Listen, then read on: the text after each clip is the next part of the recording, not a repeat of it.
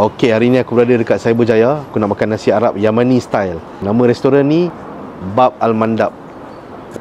Alright, let's go. Kalau korang nak try makanan autentik dari Timur Tengah, especially Yaman, aku suggest korang datang ke sini. Restoran cantik, selesa, sangat sesuai kalau nak bawa family datang makan. Menu-menu kat sini pun memang 100% daripada Yaman tau. Apa yang korang nampak atas meja ni antara yang best seller kat sini lah. Untuk minuman pula memang macam-macam pilihan. Ada ice blended, ada jus buah dan macam-macam lagi pilihan yang lain. First kali aku try dia punya mix appetizer. So set ni dapat sekali dengan molawah bread tau. Dalam ni ada hummus, ada tabula, salad Arab dengan cheese ni memang best. Jarang-jarang nak jumpa kedai Arab ada ikan kan. Kat sini ada ikan bakar guna oven. Link special sekali, makan bersama dengan sahawik cheese. Rasa dia pedas-pedas cheesy macam. Nasi madhut ni korang kena try. Sangat flavorful, berempah. Makan pula dengan lamb yang lembut macam ni. Layan weh. Nasi mandi of course lah ada. Selalunya budak-budak suka makan nasi mandi. Dia tak pedas, ayam dia pun lembut sangat. Dia bagi juga sahawik dengan kuah Arab. Menu ni pun antara yang must try dekat sini tau. Boleh pilih nak makan dengan maulawa bread ataupun nasi. Dalam ni ada kebab, ada lamb grill, ada beef and chicken grill. Sesuai kalau nak makan ramai-ramai. Yang ini memang favourite aku. Maulawa bread makan dengan lamb fasa panas-panas macam ni. Memang layan weh. Tak nak nasi-nasi, nak light-light tapi kenyang ni memang sesuai lah. Sini pun ada banyak dessert. Kita orang try kunafa dia. Sebagai penutup kita orang layan dia punya adani tea. Sangat rich in flavor. Assalamualaikum warahmatullahi wabarakatuh. Ahlan wa sahlan bikum fi mat'am Bab Al-Mandab Cyberjaya.